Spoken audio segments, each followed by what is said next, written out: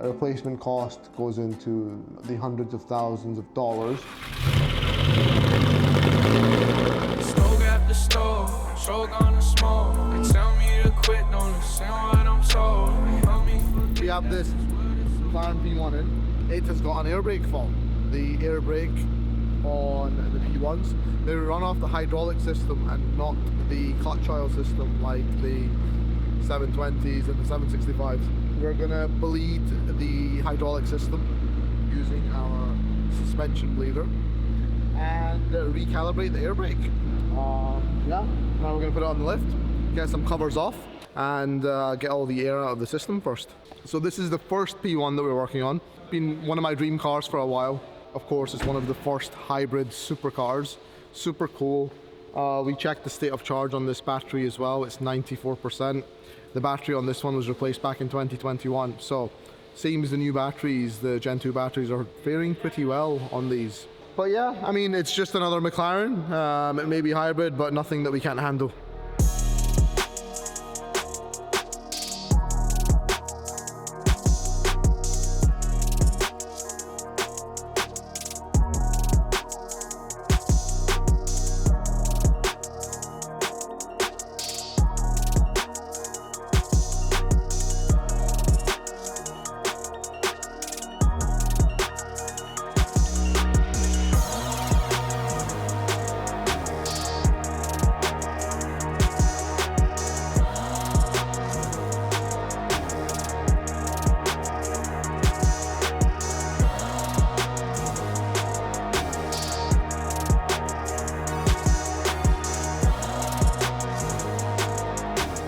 On the P1, the air brake's a little bit different. On your average McLaren Super Series, you have a hydraulic ram, one ram on each side of the air brake that pushes the air brake up or brings it back down.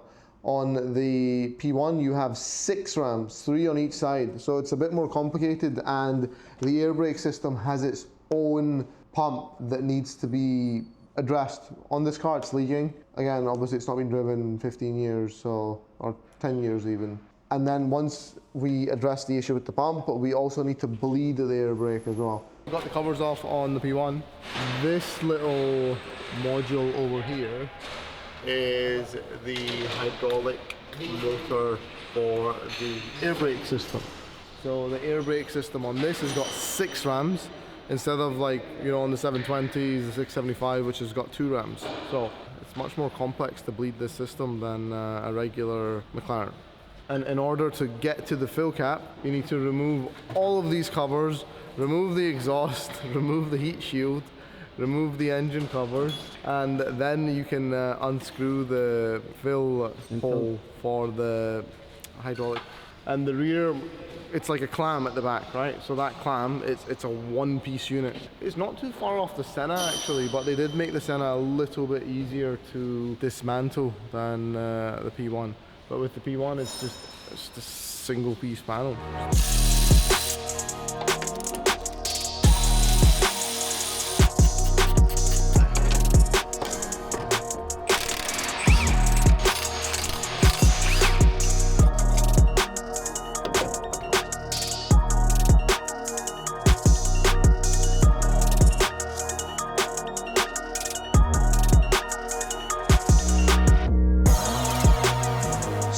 The McLaren P1, it is a 180 kilometer super local mileage example. Obviously it's been in storage for 15 years. Well, it actually came in because the air brake wasn't working, but when we started working on it, we saw that the 4 suspension struts were leaking. So a replacement cost goes into the hundreds of thousands of dollars. We send them to a company in Poland. They specialize in electromagnetic shock refurbs or hydraulic shock refurbs. In this P1, they were obviously leaking. So when they're leaking fluid, they cannot behave like a shock anymore. So that is when you know that your shocks need to be replaced. You would feel excessive bounce because there's no fluid to dampen the ride. One of our good 720S clients is wanting to buy this Pista. Obviously we don't specialize in Ferraris, but we can look after them and we do look after them. So we're going to get this into the workshop, do a full PPI on it and ensure it's a good car for our client to buy. So if we do look after your McLaren and you have another car that you need us to look after for you, we are more than happy to look after it. We don't fish for other work, but we do like to look after our existing clients. I know it can be really hard to find a good workshop in Dubai. It's messy out here.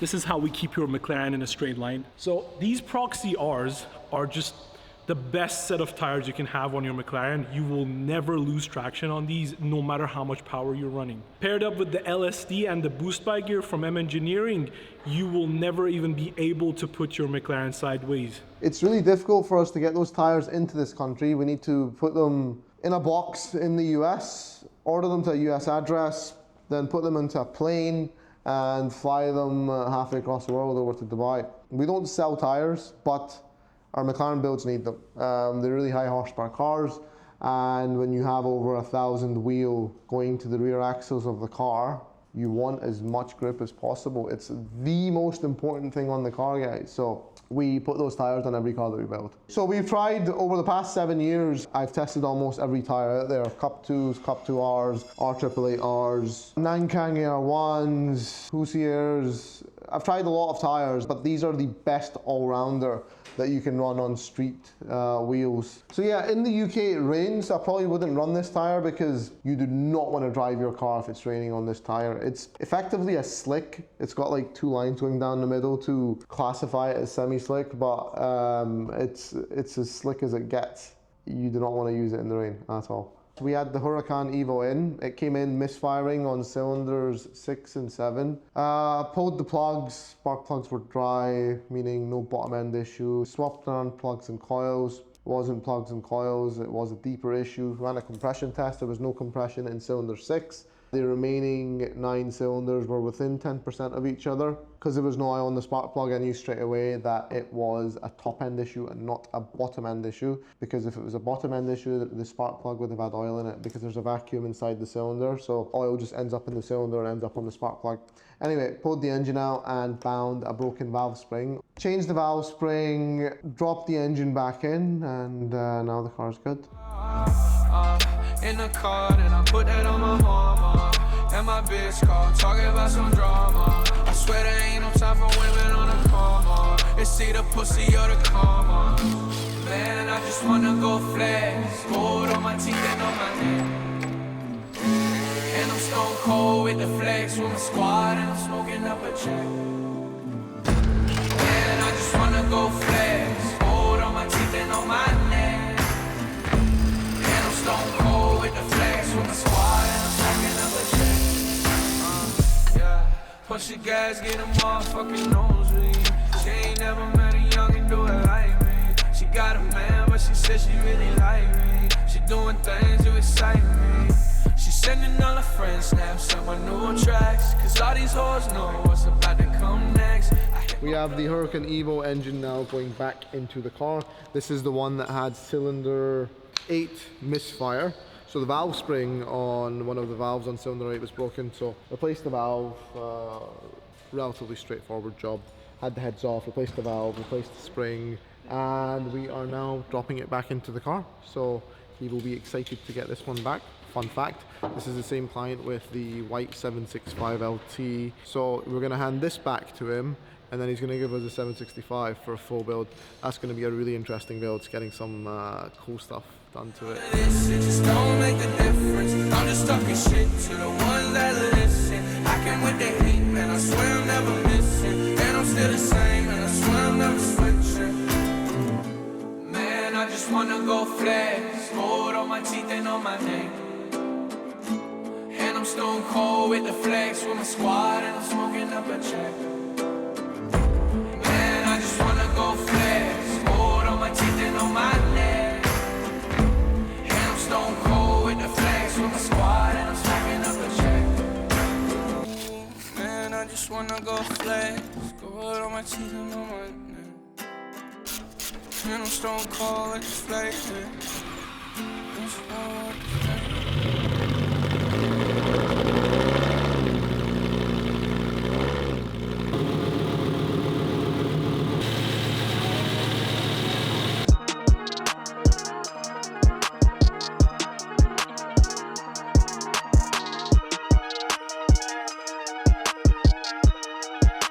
Alright, so Huracan's now wrapped up. We replaced the valve spring on the cylinder head. All back to normal now, and we are going to tune it to finish it off.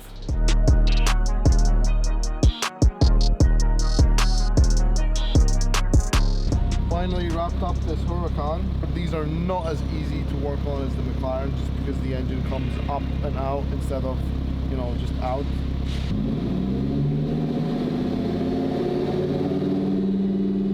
The fault code for the mass airflow sensor, all is good, and it's just a normal bank-to-bank variance. I'm checking the bank-to-bank mass airflow variance.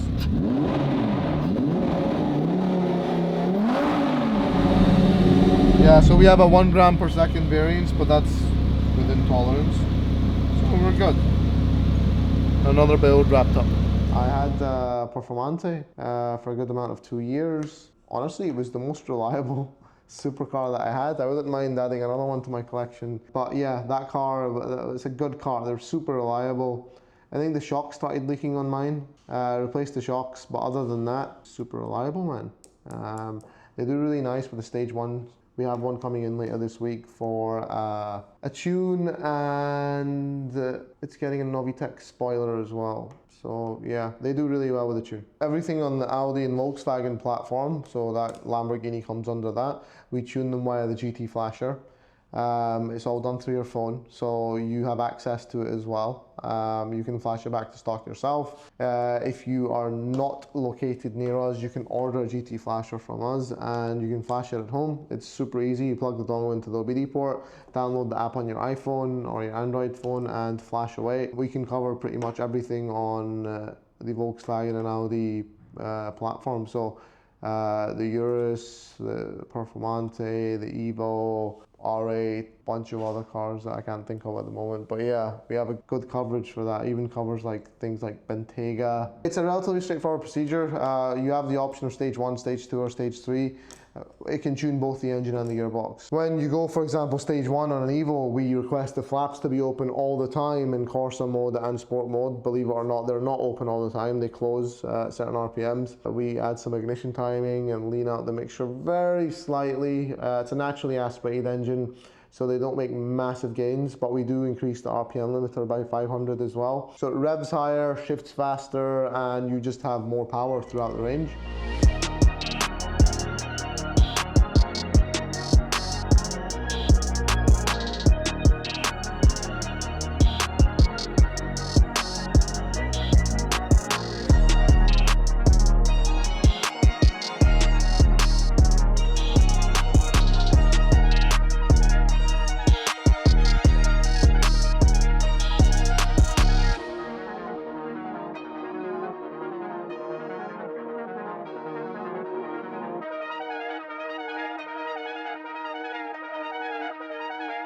So the HRE wheels are going on a very special car. With the HRE stuff, we are a dealer for HRE wheels, so we'll get a good idea of what the client wants, speak to HRE, get a build sheet going, they send us some renders, we get it approved by the client, and then it goes into build. So they're a fully custom made set, made for us, for our client.